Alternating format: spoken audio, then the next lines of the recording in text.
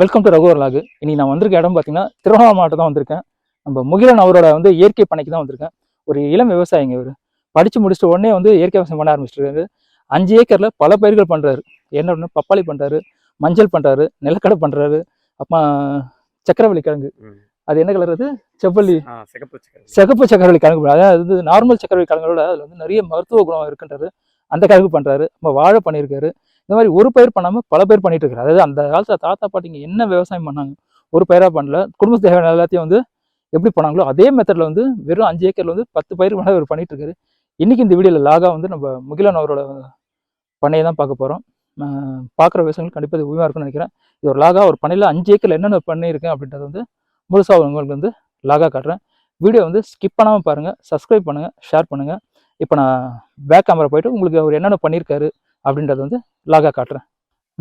First நம்ம முகிலன் அவரோட வீட்டுக்கு தான் வந்திருக்கோம். இது பார்த்திங்கன்னா அவரோட நிலம் அவரோட வீடு ஊருக்குள்ளே இருக்குது.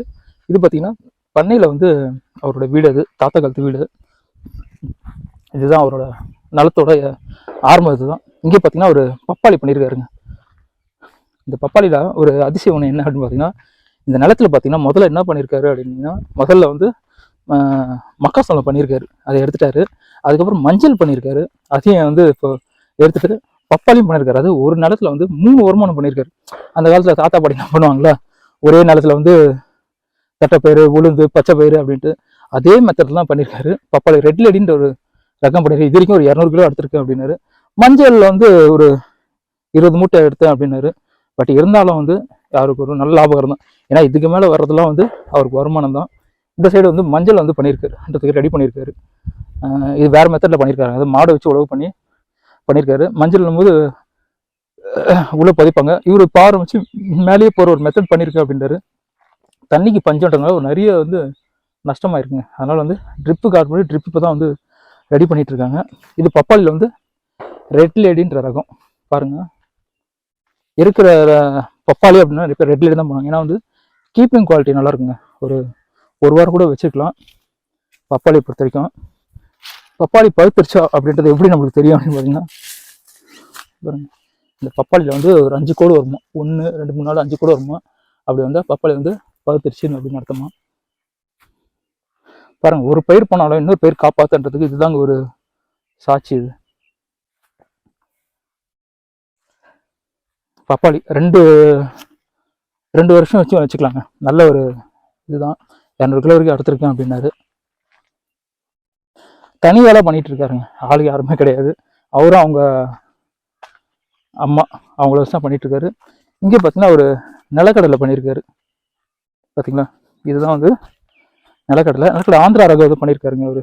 இந்த நிலக்கடலையில் இன்னொரு விஷயம் என்ன அப்படின்னு பார்த்தீங்கன்னா, இது மானாவாரி நிலங்க. மழை நம்பி தான் இந்த நிலக்கடலை எப்படி பண்ணுவாங்களாம். வருஷம் ஃபுல்லாக பண்ணலாம். இந்த இடம் மழையை நம்பி தான் இது ஒரு தாட்டி போடுவாங்களாம், மழையை நம்பி. இதுதான் முதல் தடவை இந்த ரகத்தை போட்டது அவர். இந்த ரகம் பார்த்தீங்கன்னா சாதாரண நிலக்கடலையில் பார்த்தீங்கன்னா எவ்வளோ மகசூல் வரும் அப்படின்னு பார்த்தீங்கன்னா ஒரு 10 மூட்டை வருவாங்க. ஆனால் இவர் பண்ணியிருக்க இந்த ரகம் பார்த்தீங்கன்னா 40 50 மூட்டை வரும் அப்படின்னு இருக்காரு. அதிகபட்சம் எனக்கு 20 மூட்டை நல்ல லாபம் தான் அப்படின்ட்டு இந்த ரகத்தை அவர் செலக்ட் பண்ணியிருக்காரு. இதுதான் ஆந்திரா ரகமா, பேர் எதுவும் சொன்னாருங்க. ஆனால் மோஸ்ட்லி பார்த்தீங்கன்னா நிலக்கடலை எல்லாமே கதிரி தான் போடுவாங்க, இல்லை குஜராத்ன்ற ரகம் போடுவாங்க. கதிரி கசப்பு தன்மை கொஞ்சம் ஜாஸ்தி இருக்குங்க. ஆனால் இந்த ரகத்தை பொறுத்த வரைக்கும் சாப்பிட்றதுக்கு நல்லா இருக்கும். அது நாட்டுக்கடலை எப்படி இருக்கு அந்த அளவுக்கு டேஸ்ட் இருக்கும் அப்படின்னு சொல்லியிருக்காரு இந்த ரகம். அதனால தான் இந்த ரகத்தை பண்ணியிருக்காரு. 45 நாள் தான் ஆயிருக்கு. அதனால நான் செடியை பிடிச்சி எல்லாம் காமிச்சிருவேன்.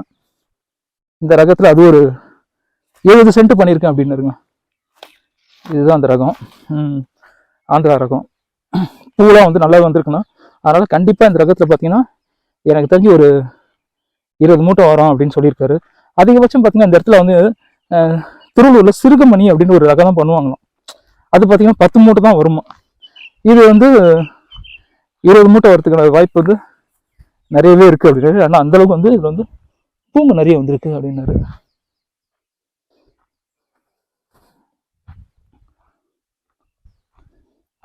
இதுவும் அந்த ரகம் தாங்க, ஆந்திரா ரகம் தான். பேர் சொன்னார், பேர் நான் மறந்துட்டேன். ஆனால் ஆந்திரா ரகன்ற மட்டும் ஞாபகம் வந்திருக்கு. 60 கிலோ தான் பயன்படுத்தியிருக்கேன். அதாவது 1.5 மூட்டை பயன்படுத்தியிருக்கேனா அப்படின்றாரு. ஆனால் எப்படி ஒரு 20 மூட்டை வரும் அப்படின்றாரு. நல்லா பண்ணால் கண்டிப்பாக ஒரு 50 மூட்டை வரும்.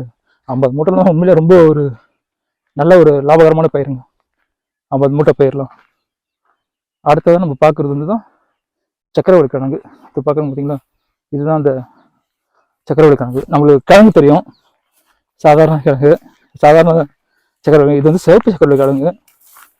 இதை நான் கொஞ்சம் சாப்பிட்டேன், இருந்தாலும் உங்கள்கிட்ட ஒன்று காட்டுறேன். நான் ஃப்ரண்ட் கேமரா வந்துடுறேன். இதுதான் இந்த சக்கரவள்ளி கிழங்கு.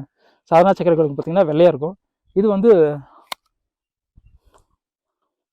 சிவப்பாக இருக்கும். இதாவது நிறைய மருத்துவ குணம் இருக்குது அப்படின்றாங்க, அதனால தான் பண்ணியிருக்கேன். இதுவும் நல்ல ஒரு லாபகரமான பயிராங்க. ஒன்றுமே நட்டாத மட்டும் தான் வேலையாங்க, மற்றதான் நல்ல லாபம் அப்படின்றாரு. இப்போ ஃப்ரெண்டுக்கு போய் அந்த பயிர் உங்களுக்கு காட்டுறேன் பாருங்கள். இதுதான் அந்த பயிர். அந்த பயிரில் ஒரு அதிசயம் என்ன அப்படின்னு பார்த்தீங்கன்னா, இது கிழங்குலாம் கிடையாதுங்க. இந்த இருக்குது பார்த்தீங்களா, நல்லது நான் காட்டுறேன். இது ஒரு பார்த்தீங்களா, இதையே வந்து கட் பண்ணி வச்சாலே வந்து அடுத்தது விவசாயம் பண்ண ஆரம்பிச்சிடலாங்க. விதை வந்து தனியாக எதுவும் வாங்க தேவையில்லைங்க. இந்த கொடி தான் வந்து கிழங்காம். இது வந்து சக்கரை கிழங்கு விவசாயம். இது அதோட முடிஞ்சிச்சாங்க. இதே வந்து ஒரு நல்ல லாபம் கிடைச்சதுண்ணா அப்படின்னாரு. கிலோ வந்து 120 வரைக்கும் நான் விற்றேன் அப்படின்னு சொல்லியிருக்காரு இந்த சக்கரவள்ளி கிழங்க. பாருங்க, ஒரு சின்ன வயசு பயிருக்கு வந்து மிஞ்சி போனால் அவருக்கு வந்து ஒரு 28 வயசு தான் இருக்கும் அப்படின்னு நினைக்கிறேன். 30 வயசு இருக்கும்னு நினைக்கிறேன். அவர் சின்ன பையன் எவ்வளோ தனியாலாம் நின்று எவ்வளோ விவசாயத்தை வந்து பார்க்க பாருங்க. அதாவது வந்து முன்னாடி ஒரு இடத்துல வந்து அவருக்கு வேலை செஞ்சுட்டாரு, ஆனால் வந்து யாருக்கையும் வேலை செய்யக்கூடாது, மற்றவங்கள்ட்ட கையேந்தி நிற்கக்கூடாதுன்றதுக்காக தான் என்னோட நிலத்தையே வந்து நான் விவசாயம் பண்ணுறேன் அப்படின்ட்டு ஒரு சைடு வாழையும் வந்து அவர் தான் வாழையில் கொஞ்சம் தண்ணியில் வந்து பிரச்சனை ஆகிடுச்சான். இப்போ சொட்டு போட்டு நிறைய விஷயம் வந்து கற்றுட்ருக்காரு. இந்த சைடு சக்கரவள்ளி, இந்த சைடு வேர்க்கடலை, அப்புறமா வந்து மஞ்சள் அப்படின்னு போட்டு விவசாயத்தை வந்து கலக்கிட்டு இருக்காரு. ஆனால் எனக்கு தெரிஞ்சு உண்மையிலேயே ஒரு நல்ல விஷயங்க. அவர் வந்து சின்ன வயசில் நிறைய தோல்விகளும் சந்திச்சிருக்காரு. ஏன்னா இயற்கை விவசாயம்ன்றது சாதாரண விஷயம் கிடையாது, உழைக்கணும். அதேமாதிரி நம்மளுக்கு கால சூழ்நிலை, அதுமாதிரி நம்ம நிலத்தில் வந்து தண்ணி வளம் நல்லா இருக்கணும்.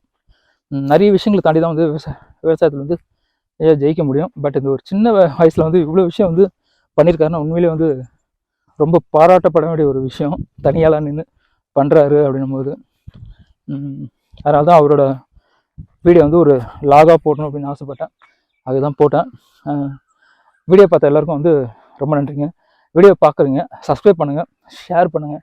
எந்தளவுக்கு வீடியோ பார்க்குறீங்களோ அந்தளவுக்கு தான் எனக்கு மோட்டிவேஷன் ஆகும். கண்டிப்பாக நானும் நிறைய ஃபார்முக்கு போய்ட்டு அங்கே என்னென்ன விஷயங்கள் பண்ணுறாங்க அப்படின்றது போகும். ஏன்னா அந்த வீடியோ பார்க்கும்போது விவசாயம் பண்ணணும்னு தோணுங்க. ஏன்னா நம்ம எது வேணால் இல்லாமல் இருந்துடலாம், அது ட்ரெஸ் இல்லாமல் இருந்தலாம், நல்ல கார் இல்லாமல் இருந்துடலாம், ட்ரெஸ்லாம் கூட எதனா தலையாக மாற்றிக்கலாம். ஆனால் சாப்பாடு இல்லாமல் இருக்கவே முடியாதுங்க. சாப்பாடு தண்ணி ரொம்ப முக்கியம்.